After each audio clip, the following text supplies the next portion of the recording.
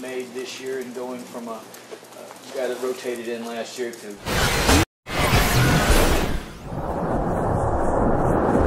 biggest steps that Rashawn has made this year and going from a guy that rotated in last year to playing more every down?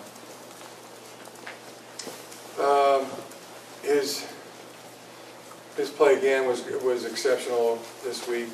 I thought our whole defensive line really set the tone in the ball game from the very get-go. Up front, 5 tackles or more from Rashawn, and Chase Winovich was about 5. I think Mo Hurst was 7. Brian Monet, Aubrey Solomon. It was, you could feel that the tone was being set. The way they were running to the football, and the way they were playing.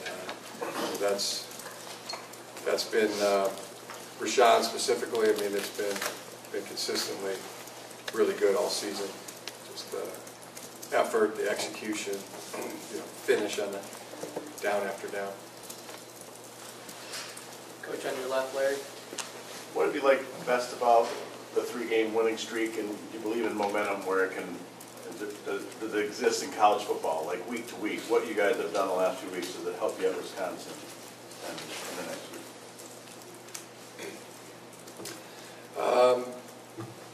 What I've liked best about it, that our team has won those games and improved each week.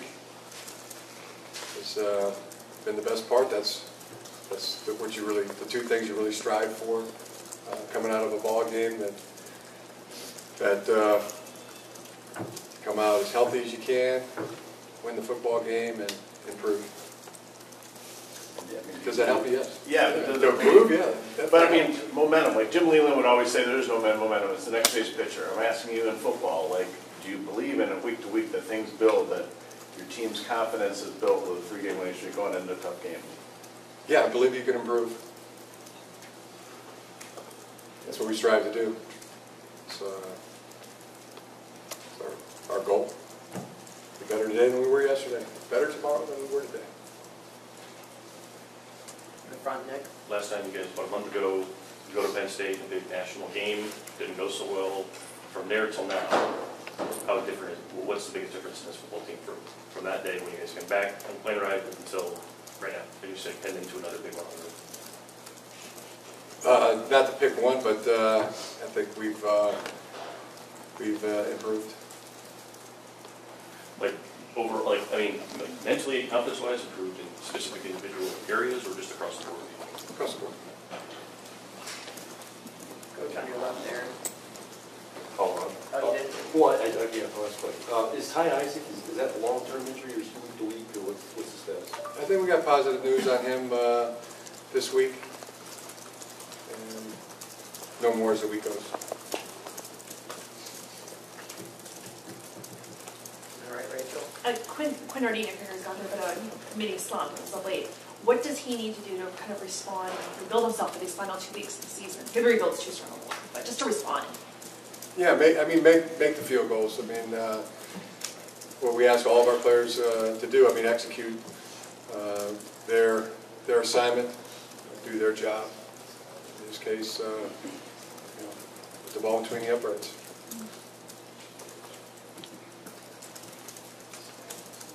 Are you seeing anything in practice with Quinn? I mean, is it not just translating? I mean, obviously he's making the kicks, and the practice or he wouldn't be putting it out there. So it's not translating in the game. Yeah, there's. I mean, it's a process. He made 10 in a row. He's missed 3 now, and you need the execution on game day as well. So. Where are you seeing him? Is there something? I'm not going into all the kicking nuances and specifics. It's really simple. I mean, he's got to make the kicks. I mean, it's a meritocracy, and if not him, then we'll give somebody else a shot at it. So that's where we're at with it. Similar last year, Kenny. I mean, you look back at the Wisconsin game. I think Kenny missed 3 in that ball game, and what was it? it was the same message last year. Kenny, we're going to make this next one, or somebody else is going to kick the one after that. So Kenny responded to that, and we're very hopeful that Quinn will do the same.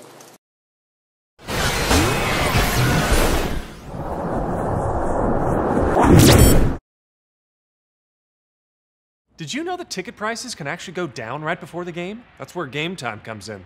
Game Time tracks ticket prices in real time from thousands of trusted sellers, then shows you all the best deals. So we can get tickets at the last minute for up to 60% off. Download Game Time now. Over to College Park, Michigan versus Maryland. Henry Poggi up the middle for the touchdown. Michigan, by the way, dominated the line of scrimmage in this one. Into the second now, already up 14-0. Brandon Peters with time finds Zach Gentry into the end zone for the score. 21-0, Wolverines up. Michigan got the ball back quickly. Peters on the bootleg hits another wide open receiver, Sean McCune. He joins the party. 28-0, Wolverines lead. Still second quarter, Maryland threatening, but David Long with the interception of the fourth string quarterback, Ryan Brand. David Long has plenty of green grass in front of him. He almost runs it all the way back for a touchdown. Gets taken down just outside the 20-yard line. Quinn Nordine, though, misses the field goal from 31 yards out. So it's 28-0 at the half, and then Harbaugh chews out Nordine, and Nordine doesn't look very happy. Great hair, though. Harbaugh not very happy either. The good news is for Michigan, this was all them. 28-10 now, late in the fourth quarter. Chris Evans breaks some tackles. He gets into the end zone for the score. Michigan gets their 8th win of the season. They are now 8-2 with a 35-10 win. Brandon Peters, 9 of 18, 145 yards and 2 scores. We'll now bring in the Michigan football insider, James Yoder, and I'm Tom Downey. You can follow me on Twitter at @WhatGoingDowney. James, quick thoughts on the Maryland and Michigan game from you. Well, Tom, I mean, it was the most boring football game I've probably ever watched in my life, and I don't know if there was much to be expected. Michigan, typically under Jim Harbaugh, hasn't done well on the road, so you didn't expect them to open it up, especially on offense, with Brandon Peters only getting his second start. I think the coaching staff probably thought going in, as did many of the fans, is that there's no way Maryland can beat Michigan unless Michigan does a lot of stupid things like throw 4 interceptions or something. So they played it conservative. I was told that they felt comfortable enough to throw it if they needed to with Peters, and since they didn't need to, some of the stuff that's no one's seen anywhere in the country yet, what Brandon Peters can do downfield, we'll probably see this week versus Wisconsin, and then again in 8 days versus Ohio State. All right, folks, once again, this is the Michigan Football Report. Get the video podcast, visit at chatsports.com/GoBlue. You know, it's a very popular podcast out there, and I know you're a big fan of it as well because you make it all look so pretty on the podcast app. Yeah, I'll tell you what, Tom. The Michigan Video Podcast is the way to go. It's the only one. You can get the Michigan game highlights within an hour after the game for free. So chatsports.com/GoBlue. It's the best. Go ahead and download it. You can watch this show as well, Tom. See our mugs. All right, folks, let's move into our first topic of the day, the Michigan Man Top 10, the top 10 players this year for the Michigan Wolverines. A new entry at number 10, James. It's cornerback David Long. What'd you think of him against Maryland? Well, Tom, I mean, I like you, rely on Pro Football Focus now and then to just kind of see if I'm being biased, if Michigan I usually focus on it for Michigan, of course, but are we overthinking some of these players and how good they do in certain games? But they've got Michigan's cornerbacks graded amongst some of the highest in the country when it comes to defending the pass. And I started looking a little deeper on David Long's stats and the limited amount of passes he's given up this year. And he's having an all Big Ten type season. I'm sure he won't get first team, but Lavert Hill has gotten all the pub all year, and David Long is right with him. He had a few hiccups early on, but in the last 6 games, he's played as well as any Michigan player on that defense, and it's about time we get him in the top 10. Let's get into the rare offensive player on the Michigan Man Top 10. At number 9 is offensive lineman Mason Cole, who's kind of been in this 10-9 spot for the past few weeks.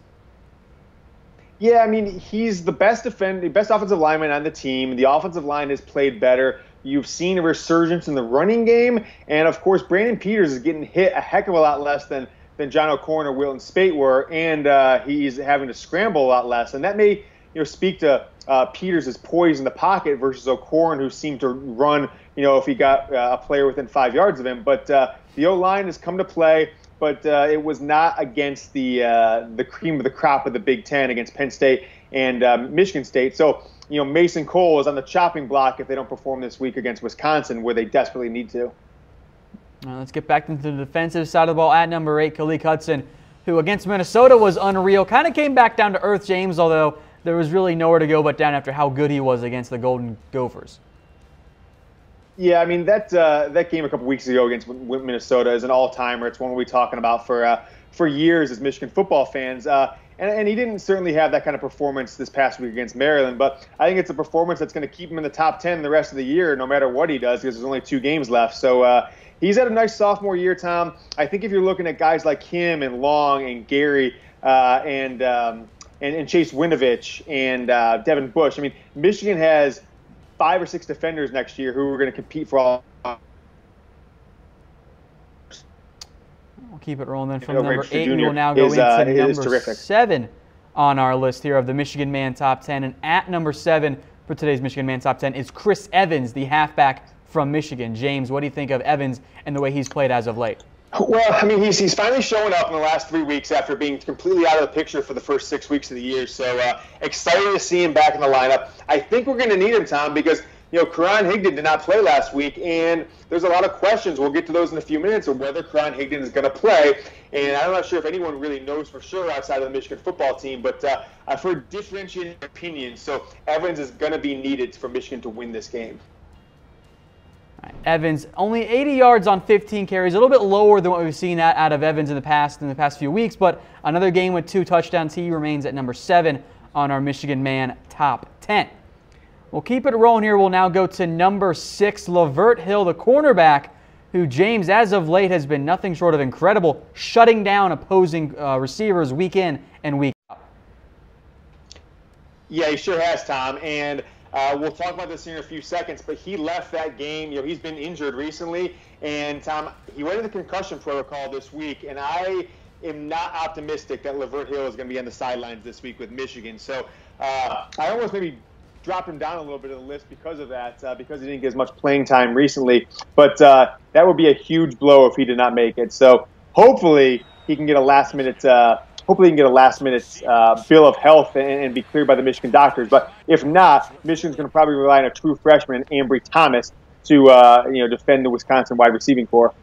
You see only 2 tackles there, folks. And normally when you see 2 tackles, it thinks, oh, that's not good. Your corner only getting 2 tackles. It really means more that the corner's not letting opposing players get open, and that's what the 7 pass breakups means. Hill has been a true shutdown corner this year for the Michigan Wolverines.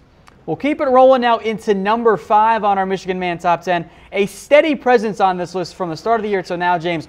Rashawn Gary, the defensive lineman for Michigan, has been impressive.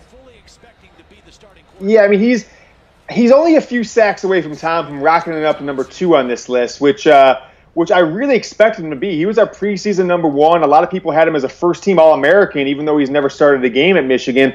I think he's underwhelmed as far as the hype goes this year, but he has been a key component of why this Michigan defense has remained in the top 5 or 10 in the country in almost all statistical categories. He takes up a lot of double teams, and if they're going to beat Wisconsin, Tom, he has got to just be a menace on that defensive line. So if they're going to beat Wisconsin, Rashawn Gary is going to be a huge part of that time. He's got to have his best game as a Wolverine, not just this week, but also in 8 days versus Ohio State. I think a common theme for Michigan this year, James, has been the attention that Rashawn Gary's gotten from opposing teams. They often double-team Gary, and that's kind of helped set up the rest of the defensive line, namely Chase Winovich. Yeah, Chase Winovich is getting a lot of one-on-ones on the outside, and I think he has performed admirably.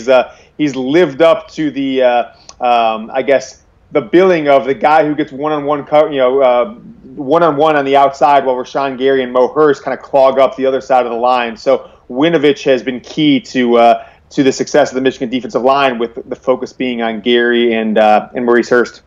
We'll keep it rolling into our top 4. At number 4, he kind of slid down a little bit after a less than stellar game against Maryland. Karan Higdon, James, who has still been an instrumental part of this ground game for Michigan, especially the past few weeks.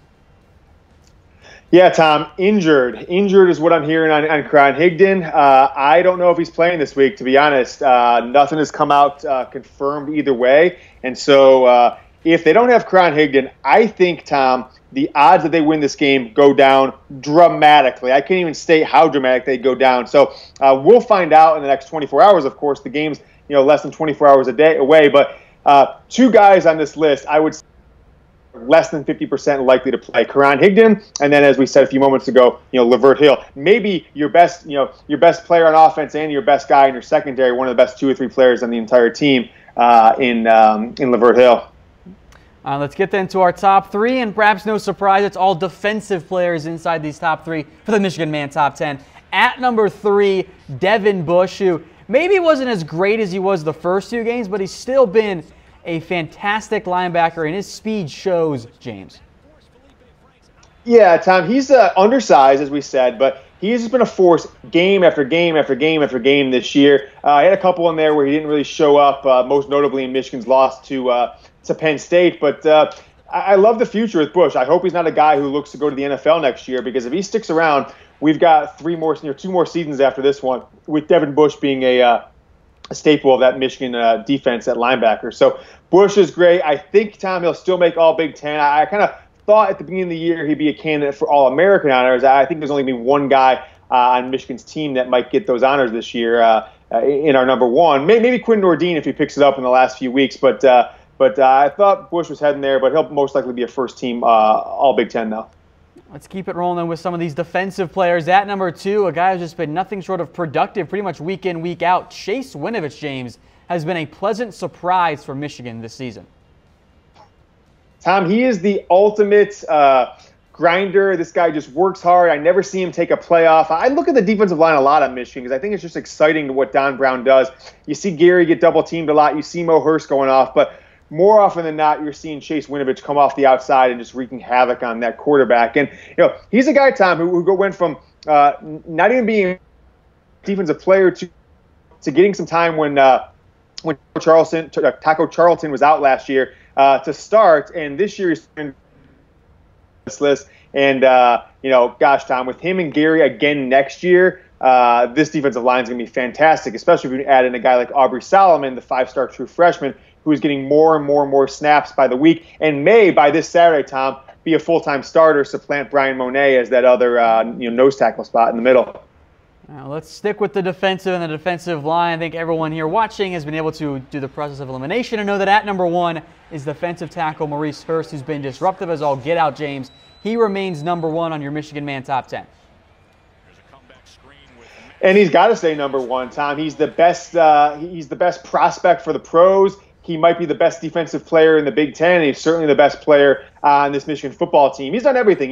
He's hurried the quarterback. He's got sacks. He's chased down defenders. He's blocked punts, Tom. Anything you can ask out of a defensive lineman. And given that it's his 5th year and it's the first year he started for Michigan, I think it's super surprising. But I just can't say enough how much he means to this team. He's a better player than Rashawn Gary, who people call an athletic freak. But if you watch both of them, maybe just take one play on Gary, the next play on Hurst, and rotate for a few series, you'll see how much better Mo Hurst is than any other player in this Michigan team, because he makes Gary look pedestrian when you look at them next to each other on a play-by-play basis. Reaction poll up right now. Who is Michigan's best defensive player? Devin Bush, Winovich, or Maurice Hurst? And the like for someone else. If you use the like, get your vote in the comments section. I'm curious just to see how people vote here. My guess is most people are going to pick Maurice Hurst, but James, I did see some comments about Khaleke Hudson, and I see quite a few loves going in as well right now for Devin Bush. Yeah, I mean, I think Devin Bush, Tom, is like a fan favorite because he stands out when you watch it, and especially when you're in those maize uniforms early on versus Florida. He's got the long hair coming out of the back, much like Chase Winovich. They've got long hair, so they stand out when they're running across field. And he's just lightning fast, Tom. And whether he's making the tackle or not, he's in on almost every play. He's within a few yards of the tackle. So I think he gets a lot of screen time. If you watch the games on TV, he probably gets his name mentioned most in this Michigan defense. But as far as value goes, you could plug in one of 5 other backup linebackers and get near the same production out of the Michigan defense as a whole with Bush out. If you take off Hurst off this defensive line, Tom, I think the entire defense is hurt remarkably bad. So I think about making plays, it's Hurst. Value to the team, it's Hurst. So for me, I'm giving that wow face. I'm going to tap my screen a couple of times, Tom. It's Maurice Hurst for me, and I think there's no chance anybody beats him. He is your 2017 team MVP. Early votes went the way of Devin Bush, but I think as of late it's very much a heavy vote for one Maurice Hurst, so we're going to go and declare him the winner. Folks, today's show is brought to you by the Game Time app, the #1 app if you need last-minute college football tickets. Get the app today at chatsports.com/tickets. James, I got the prices pulled up right now for the game against Wisconsin up in Camp Randall. You can get tickets for about $106. It's not going to be cheap to go to this game, but that's better than you'll find on any other ticketing app out there. Tom, can you guys see this? Look at this. I was pulling up and waiting for you to call me for this show. I'm pulling up Game Time. I'm considering getting a red-eye flight from San Francisco, where I'm at, to Madison, Wisconsin. I might have to charter a private jet. I'm not sure, but $100 to get some of the best tickets in the house on Game Time, Tom. That is half of what I heard people spending just 3 or 4 days ago. This Wisconsin fan base is pumped up. They think they're going to the national championship game, Tom, and Michigan's probably one of the last hurdles in the regular season, at least, they need to do to get to the playoff. Got to face Ohio State likely in the Big Ten championship game, but Game Time is hooking you up, telling you where the best prices are. You can get the best tickets in the house for $102 and maybe some decent end zone ones for 80 or so. So Game Time, chatsports.com/tickets. All right, folks, we're going to talk more about that Wisconsin game later on in the show, but before we get to that, it's time for the Rumorometer. Now, for those of you that haven't seen this segment before, you're going to see a bunch of Harbaugh heads. Here's what that means. When you don't see any Harbaugh heads, that means this rumor is totally false. 1 Harbaugh head means there's a small shred of truth. 2 Harbaugh heads means the people are talking. 3 Harbaughs means it's pretty likely. And 4 Harbaugh heads means it's a fact, F-A-C-K, fact. So we will start then with our first rumor. Oh, sorry, go ahead, James. Nothing, my bad, man. I was just going to say, Jim Harbaugh says fact. He says F-A-C-K. That's how we spell on this show. I don't want any of these Webster Dictionary people coming in and acting we're spelling something wrong. This is how Jim Harbaugh told us to spell it, and that's how we're going to spell it from now until eternity. All right, folks, let's get into our first rumor that Lavert Hill, the star corner, will not play against Wisconsin. James, you've given it 3 Harbaughs. Yeah, Tom, unfortunately, this one looks pretty likely that Lavert Hill is not going to play this week. If it was against Ohio State, I'd be freaking out. And maybe they're holding him for Ohio State, knowing that Wisconsin is not one of these, pass the ball or spread style offenses where you need your most experienced players in one-on-one situations. So it sounds like Ambry Thomas, the true freshman, is going to get the start unless something drastically changes between now and 11 o'clock Central Time tomorrow in Madison, Wisconsin. And so Ambry Thomas has come on much of late. We've heard about getting some offensive reps, which hasn't happened yet. He's returned some kicks, Tom, and I'm excited to see what he does. It's a bummer that Hill is out, but even if you lose this game versus Wisconsin, if you hold Hill out and he can go near 100% versus Ohio State, I think that increases your chance of winning that game, which frankly, at the end of the day, unless Michigan's winning the Big Ten title, which is very slim at this point, you need a lot of losses that you don't control, and Michigan needs to win out against 2 top 7 teams. I would hold your best players down for a week and get them back versus Ohio State, which it seems like they're going to do with Hill, who's been in the concussion protocol, Tom, and as of yesterday had not been given the clearance to play. So you saw 3 Harbaughs there. That means it's pretty likely. Once again, 0 is totally false. 1 is a small shred of truth. 2 means the people are talking. 3 is pretty likely, and 4 is a fact, F-A-C-K. We'll now get to our next rumor, James. Michigan's going to wear an alternate reverse helmet against Ohio State. We have the photo of it up now, James. What does this mean? Looks like James is a little not there right now. So this is kind of the leaked version of the alternate helmet there. The blue and yellow have been switched over. James has it as 2 Harbaugh heads, means that the people are talking, not necessarily that it's an accurate rumor, just that there's been enough buzz that we want to mention it here. I'm curious what everyone thinks about this helmet, so get your reactions in the comments section. I'll be honest, I'm curious to hear James's reaction when he first sent me over the idea of it. I'm like, oh, I kind of want to see what this looks like, but looking at it now, frankly, I'm not much of a huge fan here with the blue and yellow reversed. I don't think it's a great idea there, so we'll see if we have James back here. So James, what do you make of this, and what are the details on this rumor? Yeah, so Tom, it was put out there on the internet message boards in the last 3 or 4 days. It was immediately shot down as just total, this is BS, this is no good. But then, Tom, I heard about it from somebody who I think knows some things and talks to people who would have this kind of information from the Nike side, and they said they're going to do another uniform this year, and that got me, really peaked up. And I started looking around, and it was then verified again on a similar message board, one of these pay sites, by someone who all the people there think he's an insider, has some sort of information. This is like the world of usernames, Tom, that is from a day's past, but this is still what goes on with these message boards. And I was told initially it's just the helmets, but now, Tom, I'm hearing if they do it, and Jim Harbaugh still has not made the final decision, if they do it, it's not only going to be alternative helmets, they're going to flip-flop the pants and the helmet, Tom. So Michigan will wear maize jerseys and blue pants, which is inverse of what they normally wear, the maize pants and the blue jerseys. So you're basically going to see the entire uniform colors flip-flop, Tom. The reverse winged helmet with maize as the primary color and blue as the wings. A maize jersey, the same one they wore against Florida. And then blue pants, which they've only wore a couple times in school history, most notably a few years back when they played Penn State under the lights. All right, folks, before we get to our next rumor, I want to see what you guys think of this helmet in particular, focused only on the helmet there.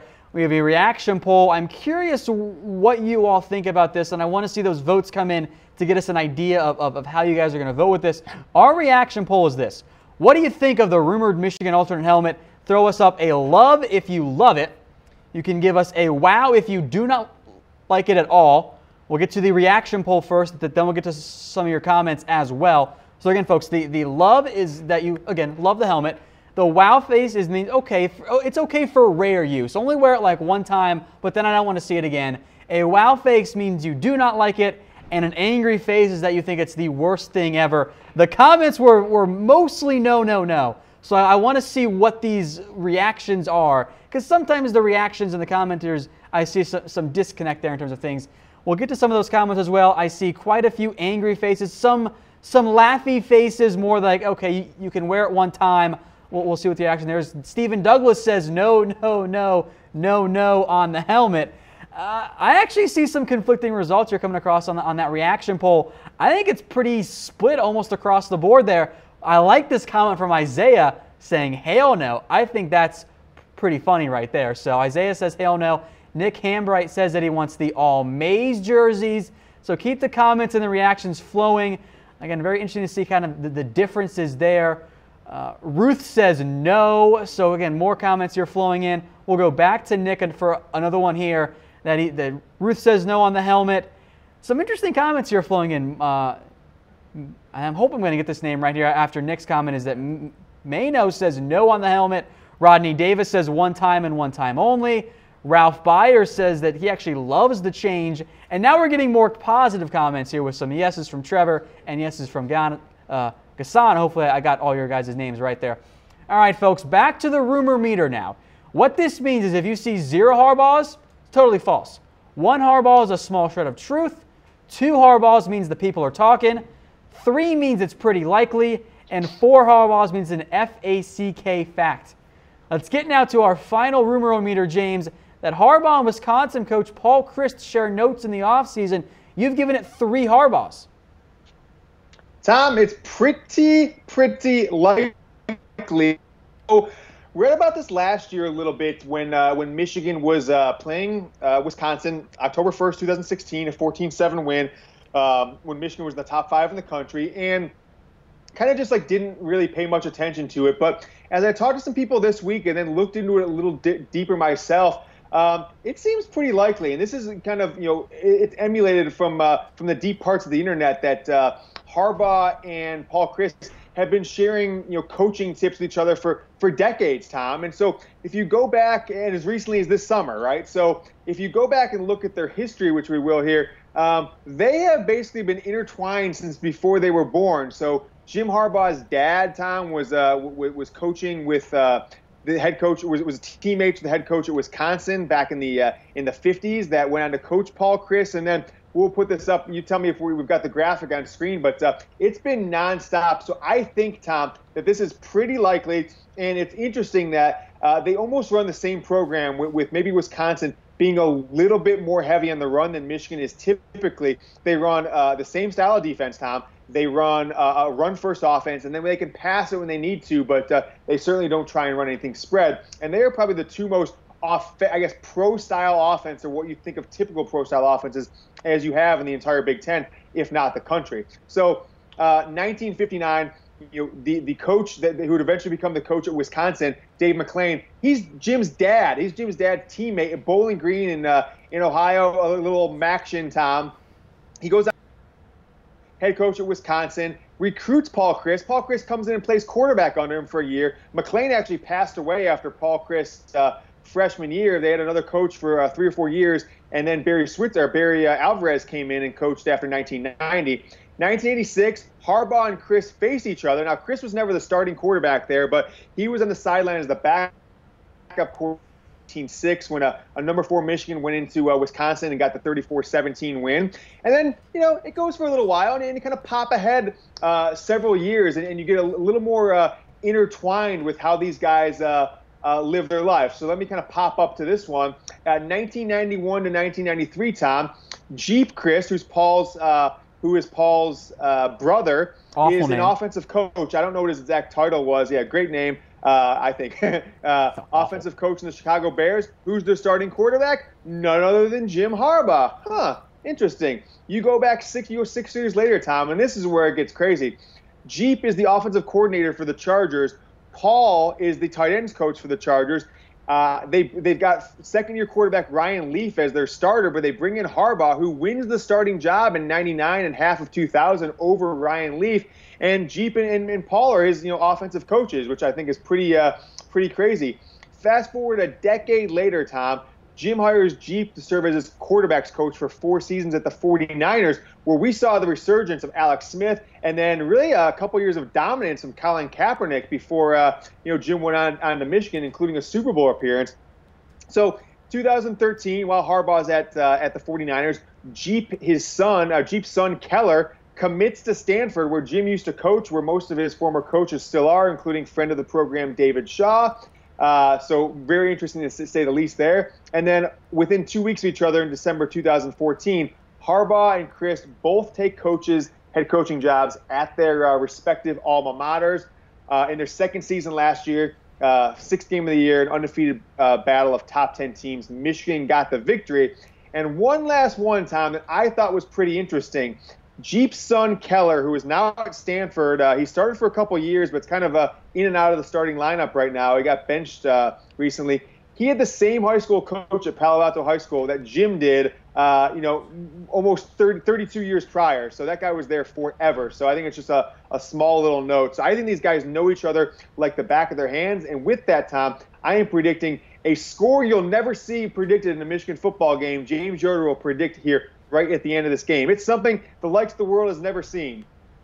We will discuss that later. I kind of thought you were kidding, and I was waiting for your actual score to come in, but I guess not. So once again, folks, I'm real Tom score, Downey. Tom. Alongside me is James Yoder, the Michigan Football Insider. If you haven't already, subscribe and get the Michigan Football Report video podcast at chatsports.com/GoBlue. James, it is a fantastic podcast. Thank you. And Tom, we're working hard at it. It's been consistently in the top 10 for sports video podcasts on iTunes. And with your support, we're going to keep it there. So go ahead and everybody go to that URL. If you have an iPhone, it'll take you right to the podcast. You press subscribe. We'll let you know every time there's a new episode. Now let's talk then about this Michigan-Wisconsin game, a key game really for both teams, quite frankly. We'll look at some of the stats here, and I think there's some common themes among this Michigan and the Wisconsin team. We'll start on Michigan's side, on the offensive side of the ball. The stats this year, James, for Michigan offense are not good. The ground game's solid. They're 30th in the nation. But the passing yards, the yards per game, and the points per game, the offense, even though Brandon Peters has helped things as of late, it hasn't exactly been very good. Yeah, I mean, Tom, this offense is as bad as I've seen in my years at watching Michigan going back to the mid to late 80s. And so maybe 2008 being the only offense I think was more inept. Now, the last 3 weeks, you've seen the resurgence of the running game. You've had Karan Higdon break a couple 100-yard game. You've had Chris Evans had multiple 2-touchdown games. But that was against the bottom barrel of the Big Ten.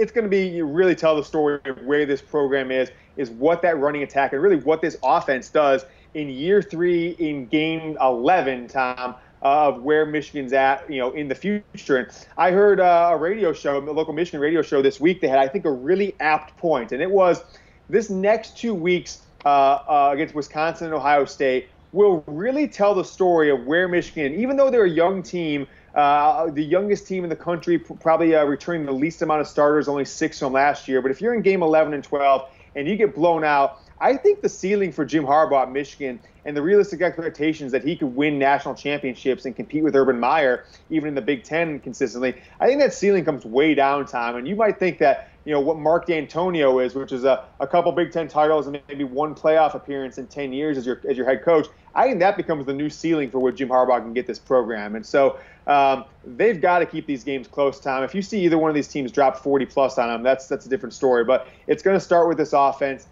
They've got to produce against Wisconsin, and it's going to be a heck of a challenge to produce against Ohio State, in 8 days from now. Well, let's get then to the Wisconsin team stats. And again, there was kind of a similar theme, obviously a better offense for Wisconsin, I think in part because of the caliber opponent they've played this year. But the rushing offense has been great for Wisconsin, but the passing game has some issues, James. It does, and it's the same as last year, Tom. They have had, I guess I shouldn't say the same as last year. It's the same for the last 30 years with Wisconsin. They've got huge offensive linemen. They run the ball.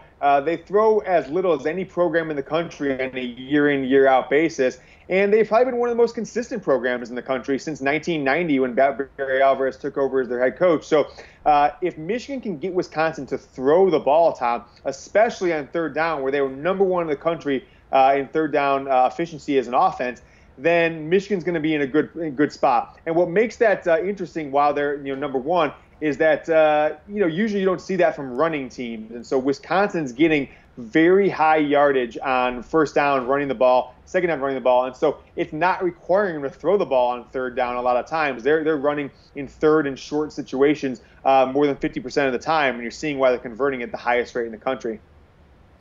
Now let's move into the defensive side of the ball, and again, some common themes. Both of these defenses, James, are incredible. Michigan in the top 10 in every major statistical category.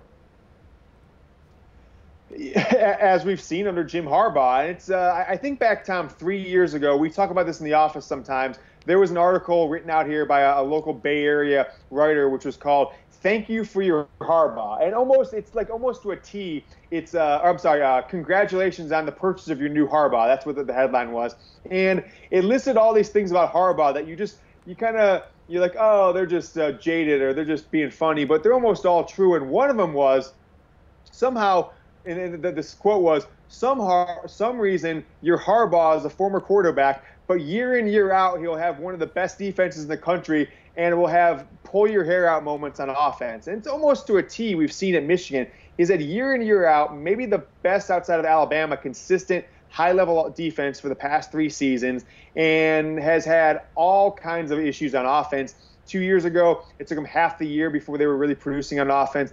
Last year, it was very intermittent. You kind of relied on guys like Jake Butts, who were fifth-year seniors, had been there for a while, and hope Wilton Spate didn't make mistakes down the stretch. And then this year, it has literally been a merry-go-round: offensive linemen, running backs, defense, and so. Going to the defense, this is the strength of this team, Tom, and they better come to play. I don't know if they can give up more than 7-10 points and expect to beat Wisconsin, because they certainly aren't going to Michigan's not going to score more than 14 on Wisconsin no matter what they do. Now let's get then to the Wisconsin defense, and again, a very common theme. This defense, James, has been fantastic, and yeah, the level opponent hasn't been that great, but this is still a very good Badgers defense.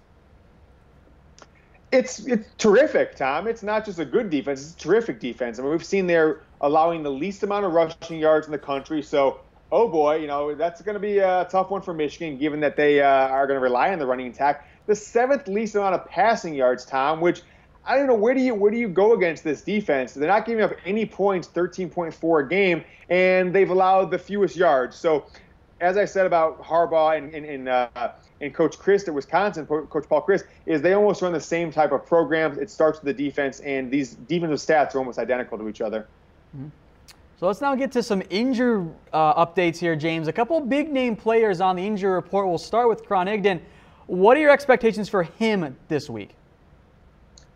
I don't expect he plays. I don't really think that he's healthy enough to play, and I believe what Michigan will be thinking is that, hey, we've seen Chris Evans, and we're starting to feel a little bit better with some other guys that are getting snaps, most notably Kareem Walker. Ty Isaac is also not likely to play in this game, Tom. So you're going to be without probably your two best running backs in Isaac and Higdon, relying on Chris Evans, who's a really small guy. So it's going to be a daunting task to get more than 150 yards on the ground versus Wisconsin team, which you're going to need to get there, Tom. So I think, we originally put probable on there. From what I've heard just in the last maybe hour, I would actually put that one as 50-50. So if Higdon plays, count it a surprise at this point. But I'm hearing that it's probably not going to happen at this point.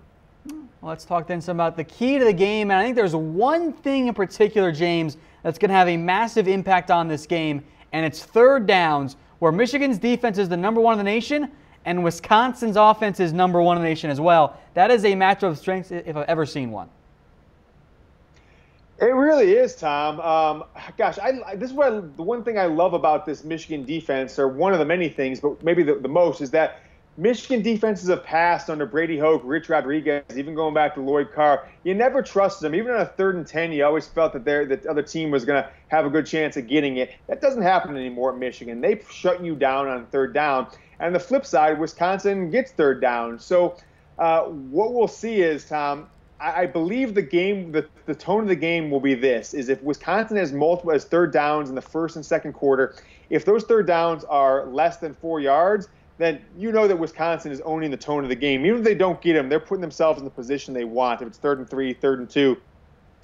If Michigan's forcing them into 3rd and 5s or 3rd and 6s, it's going to force Wisconsin to pass on those 3rd downs, which plays right into Michigan's hand, and I think that'll give Michigan a key advantage in this ultimate key to the game that is putting strength versus strength like we've never seen.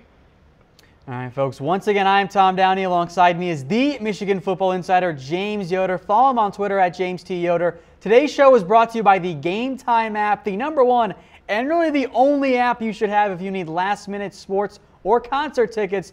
James, I got the app pulled up right now. You can get tickets for this game for just over $100. You will not find a better deal out there. The best tickets you can get, Tom. You can get them for well under that if you want to go and sit in the corner end zone or something like that. But we're big fans of Game Time. I've used them multiple times for Michigan football tickets. They're going to be the place to be next week versus Ohio State, Tom. Those prices are already coming down, and they're going to come out even further on Game Time. So go ahead and get that app, chatsports.com/tickets. Get the Game Time app, and it's not just Michigan football, Tom. Pistons, Lions, Red Wings, concerts. It's the only place to go.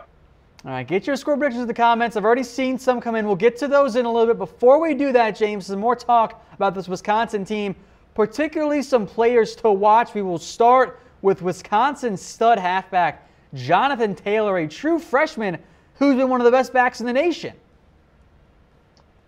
Tom, where did this guy end up? How did he end up at Wisconsin? Why did no other Big Ten teams, get this guy? I mean, he came out of nowhere, Tom. All of a sudden, he's dropping 185-yard games early in the season. You think it's a fluke that they're playing a soft schedule, but it really hasn't stopped. And he's going to have the opportunity to be a first-team All-American as a true freshman, Tom. I'm not sure if there's two better backs in the country. I'm sure Saquon Barkley will get some looks for first-team All-American, but this guy's had a heck of a year, and Michigan's got to shut him down. If he runs like he's running on these highlights, Tom, game over. Wisconsin wins by 4 touchdowns because they just can't allow him to make those kind of plays. So this is the key to the game, in my opinion, other than the 3rd downs, is shutting down Jonathan Taylor. You got to keep him to below 75 yards to have a chance to win this one. Was just a 3-star recruit. Outside of Wisconsin, the level of offers he had were the likes of Boston College, Temple, I think Virginia Tech offered him, and also Rutgers. So he was not a highly recruited player, and yet here he is torching defenses week in and week out. Tom, one-time Rutgers commit. Now, I don't have a factual proof of this, but people are talking that Michigan-Rutgers game, 78-0 last year, was the reason he decommitted and went to Wisconsin. So Wisconsin might be thanking Michigan that they got this player because he was in attendance last year for that Rutgers game when Michigan won 78-0. So Paul Chris is thanking Jim Harbaugh for helping him out again. Let's go to the defensive side here for a player, Wisconsin linebacker T.J. Edwards. A great player. Wisconsin has lost 3 starters from last year's team, including Jack Cichy, who went down with an injury. Edwards, though, has kind of been the new stud Wisconsin linebacker. Yeah, Tom, it's a factory at Wisconsin. Every year they have a great running back. They seem to have great offensive linemen that go into the NFL, guys like Joe Thomas, who never miss a snap. And sometimes they'll have a great safety or two, but the one position other than running back that's super consistent there is this linebacker. And T.J. Edwards, outside of just being a ferocious tackler and a guy who is all over the field, Tom, he's getting interceptions, right? He's getting 4 picks this year. And Brandon Peters better watch out. When he goes up to the line, he better focus on where's T.J. Edwards. Just don't throw the ball that way the entire game, because if you do, you're just setting yourself up for trouble. As a linebacker, he's got a nose for the ball both when it's run and both when a team drops back to pass. And we'll keep it rolling then here to the next player to watch, right tackle David Edwards. James, I don't really know what's up in the water in Wisconsin. Maybe it's the cheese, but they churn out offensive linemen. Edwards was a quarterback in high school. Now he's 6'7", 315. Tom, has Wisconsin ever offered to drug test their players for steroids publicly? Have they ever offered that? Let the NCAA come in and test their guys before games? Because I haven't heard for a fact, but it's been rumored that there's something in the water, and it's not just rust or whatever they've got up in there in the water in Wisconsin and the greater cities. This is ridiculous. How is this guy this big after being a quarterback in high school, Tom? This is freakish. And so Wisconsin in some levels reminds me of Nebraska in the 70s, 80s, 90s. And I'm not making any allegations here, but they just keep churning out these offensive linemen, running backs, great defensive players with freakish ability year after year after year, guys who nobody else recruited. And we all know what happened in Nebraska. There was some shady Rocky IV style medical practices going on there in Nebraska and Lincoln for a few decades. Not Wisconsin, I'm just saying. James, could the answer be as simple as just eating a lot of cheese curds? I think that might be the answer. Absolutely. Absolutely. You build up time, you build up some weight, and then you kind of slim down with a good workout program. That's clearly what's happening here. If you ask me, it's the only explanation outside of steroids. All right, folks, as you can see on screen, get those score predictions in the comments section. If you get them in, we'll bring some up on screen throughout the show here as we kind of wind down. So get them in the comment section. I already saw a few. Thank you for the ones getting ahead of the game early. James, we'll start with my score prediction because I don't really understand what's going on with yours. Unfortunately, I think this is a close game, but Wisconsin comes out on top 20-17, a low-scoring affair. Both defenses shine. I wouldn't be surprised if we see 1 or even 2 defensive touchdowns in this game. Yeah, Tom, I see him come back on screen here, so sorry I popped on my computer. I'm going to make my prediction in the comments so all the people see it as well. So you were hating on Michigan in college football preview yesterday, Tom. So just because we've got a Michigan-friendly audience here, don't back down. You said Wisconsin wins easily is what I heard, okay? You and Harris Rubenstein, the guy who's dropping F-bombs on air all the time, okay? So you better bring your hate of Michigan to this program because you've been hosting it for 2 years. But I'll say this. I've got an interesting score. No one's ever predicted this for a football game before that I know of, Tom. It's going to be 0-0. There's going to be no winner. Now you say, oh, James, they've got overtime in college. But, Tom, but there's probably a law somewhere that says if you're in like the 11th overtime and no one still scored, they just call the game. I'm not sure about that, but that's the only outcome I see of this game. I don't see either team being able to score a single point, even in overtime, with guys like Quinn Nordine shanking kicks left and right, as we showed earlier in the program. How does Michigan score? And, of course, Don Brown doesn't give up points to teams like Wisconsin. So 0-0, Tom, and it's going to throw quite a wrench into that Big Ten championship hunt if some losses fall the way Michigan needs them to fall. James, what do I get if Michigan doesn't end in a 0-0 tie? Let's bet on this. What do you get if it does not end? Yeah. Well, Tom, what kind of odds? Because you can name your price. Well, that's probably true. What if it ends in a 0-0 tie in regulation? Hey, I'm just saying it could happen. That's a little bit more probable. Yeah, there, but I I'm think, not willing to than bet. Yeah, but I'm not willing to bet. But I'm putting my face on the internet, Tom. I've got the #1 podcast for Michigan football right now on the entire planet, and this is what people are hearing. It's 0-0 Wisconsin and Michigan. I think you're going to see a vaunted effort of this Michigan defense, a conservative game plan on offense. You just don't want to fall down, and that's going to be the final score. All right, I see some more comments here coming in about the score predictions. We'll get to those. TJ Bailey says 24-17 Michigan, as we have predictions with people actually scoring points. Jared says 28-17. I assume that this is Michigan. I assume if you don't pick a team that you're picking Wolverines, because this is the Michigan Football Report. Friend of the show, come on, son Harper, says Michigan 23, Wisconsin 17. Shout out to my Chat Sports family. Thank you for that. Come on, son. We really do appreciate that. Tom McGuire says 52-24 in a rout, James. Michigan wins. Yeah, there's no chance of that happening. But come on, son. Shout out my boy. Hit us in the DMs with your address. We'll toss you a Chat Sports t-shirt or something. All right, folks. One more time. Download the Chat Sports video podcast at chatsports.com/goblue. James has put the flag over his camera. I think it looks better now. I think this is an improvement for the show. And now it got worse. I'm back. All right, folks. Once showing again, my love for the team, Tom. chatsports.com/goblue. Hold that Michigan flag. All right, chatsports.com/goblue to get that video podcast.